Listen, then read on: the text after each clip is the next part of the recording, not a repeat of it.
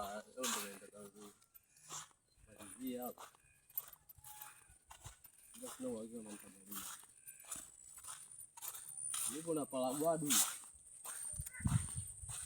Paragwadu Ndio.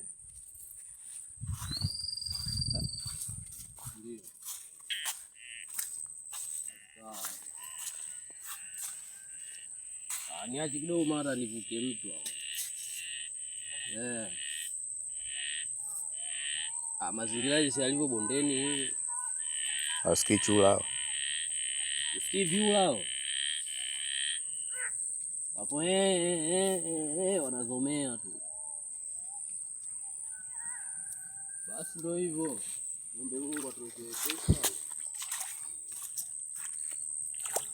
Hapa ndo tunaingia kwenye site yetu hapa. Nakopita tunakanyaga maji tunapata shida. Alafu siku ya siku nasema tuma na kuponea. Ana tabu nayepitia hii. Unaloa maji asubuhi. Nisoko na sababu za msingi. Na samaki kibao tu. Natafute samaki hamna hapa inaonekana. Wadogo sana.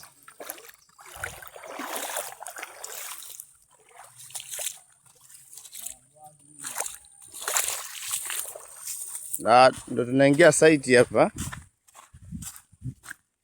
Tukaendelea na habari zetu. Tupo katika milima fulani hivi. Cheki kile kiuno tu kile. Bado hajafunga mkanda hapa. Maeneo kama mabondeni ndio zetu. Sisi tunayaweza vizuri na kupatia nyumba ile simama. Ziko na mushkeli. Aina yoyote. Kutoka Mahomu mpaka site. Pana kilomita 16. Tegemeana na mwendo wa usafiri.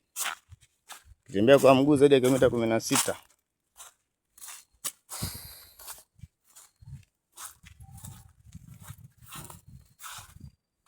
Tulipoishia jana hapa ndio ninaanza upya.